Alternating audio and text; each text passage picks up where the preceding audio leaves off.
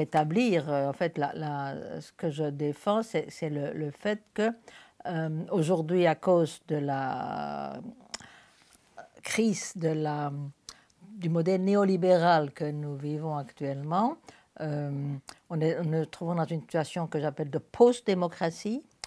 Par là, j'entends le fait que les valeurs principales de la démocratie, qui sont enfin l'égalité et la souveraineté populaire, ont été mises de côté.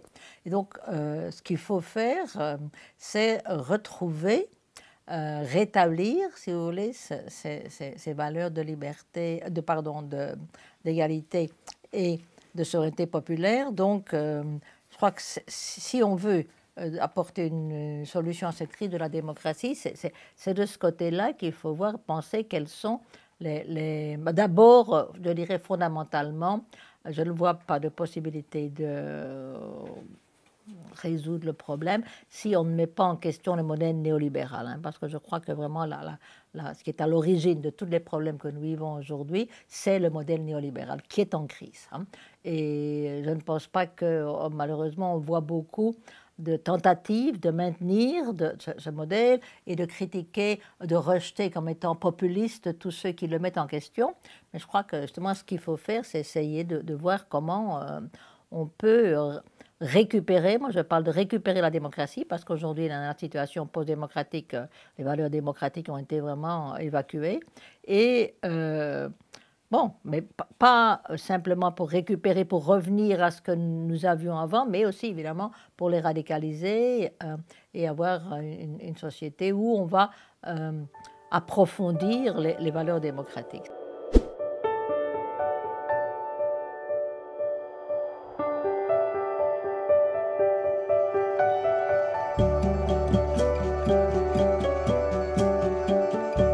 La crise de la démocratie dans nos sociétés occidentales, c'est dû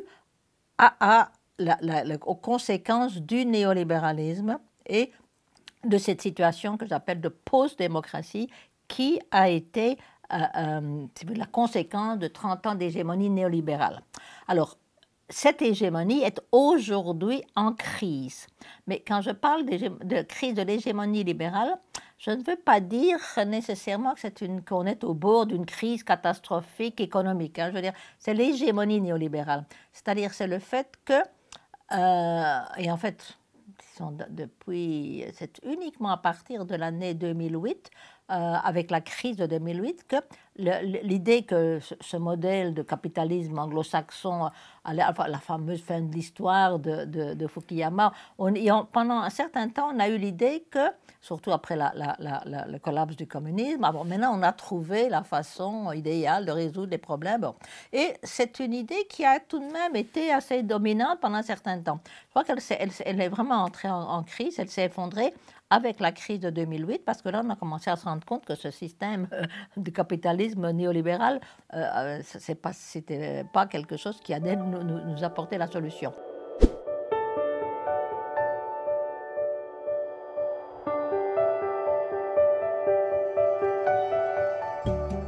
On est dans une conjoncture très particulière, je crois, qui ouvre justement des possibilités, parce que cette crise qui vient du fait de ce que j'appelle le moment, qui se traduit, si vous voulez, par le moment populiste, parce que nous voyons une série de résistances qui s'expriment, qui mettent en question le modèle néolibéral.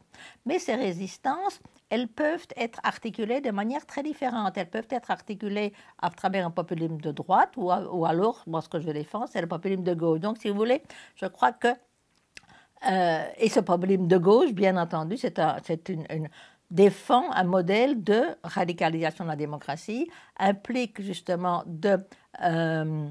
d'abandonner le système néolibéral, de développer, de trouver des formes où on va parvenir au niveau économique à rétablir un contrôle démocratique, lutter par exemple contre ce que j'appelle l'oligarchisation de la société, qui a été la conséquence de la domination du capitalisme financier. Voilà, c'est ça, à mon avis, qui est vraiment en question.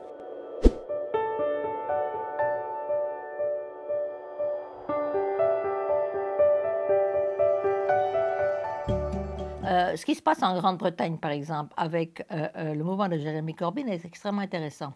Parce que là, c'est le parti travailliste a réussi à se transformer profondément, à rompre avec la conception blairiste de la troisième voie, à mettre en question le modèle néolibéral. Donc, c'est le programme de Corbyn. Hein, et, par exemple, ils sont déjà en train d'imaginer, parce que, bon, évidemment, on ne sait pas ce qui va se passer en Grande-Bretagne pour le moment, parce que avec l'histoire du Brexit, c'est un chaos total.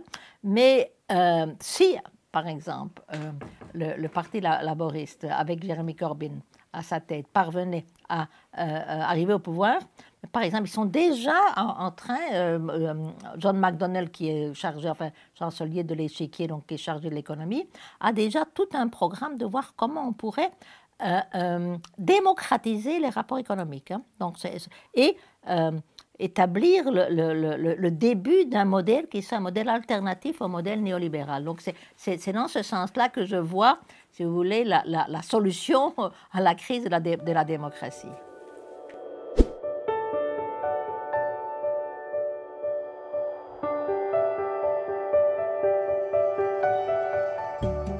Le mouvement, de certaine façon, c'est une taxe supérieure qui était en principe, disons, pour la transition écologique. Alors ça, c'est évidemment complètement hypocrite, parce que mais alors, comme ils ont mis ça en question, donc sur le prix de l'essence, on leur a dit, ah non, mais vous êtes contre l'écologie.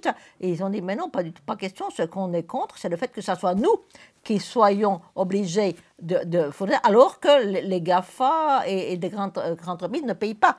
Voilà. Donc là c'est l'idée, écoutez, un peu d'égalité, de justice. Voilà. Là, il y a tout de même une poussée très forte de la part si vous voulez, des mouvements, pas uniquement de gauche d'ailleurs, hein, de dire non, mais il y a quelque chose qui ne fonctionne pas ici, il faut contrôler les GAFA. Bon.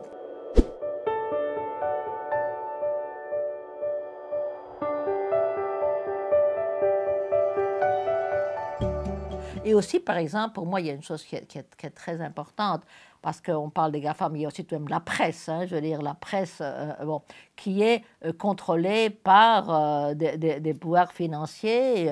Par exemple, il y a quelques propositions qui sont en train d'être faites. Par exemple, je voyais qu'aux États-Unis, je trouve que, Alexandre Ocasio-Cortez, ils sont conscients du fait qu'il n'est pas normal que la presse soit contrôlée par des empires financiers.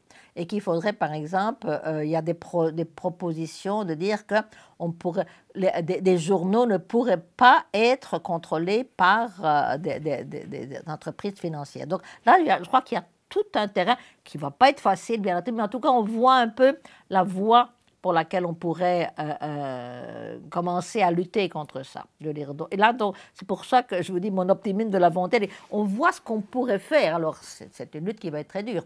Mais il est évident qu'il faut lutter à ce niveau-là. Ça, il n'y a pas de doute pour moi.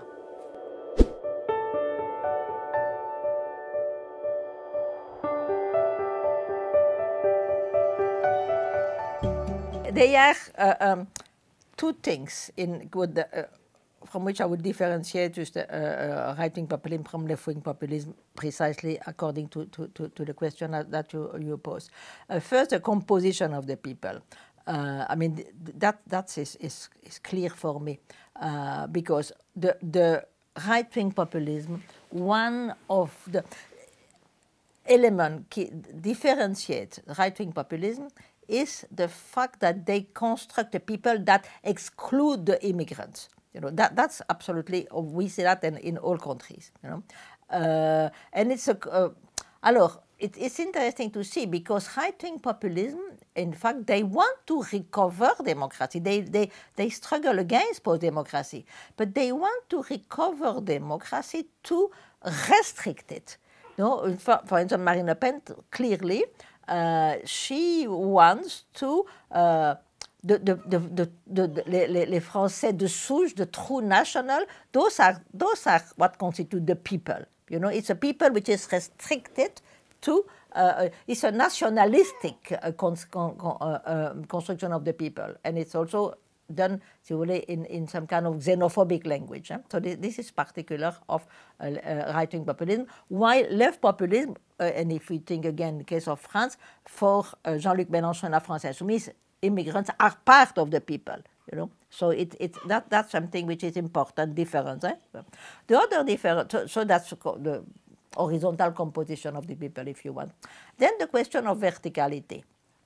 Well, that's a bit more complicated because, well, in principle, there should be a big difference in the sense that the way in which the relation of the leader to the people in right-wing populism is always a very authoritarian form. No? Is something that the leader is very much from top to bottom. You know.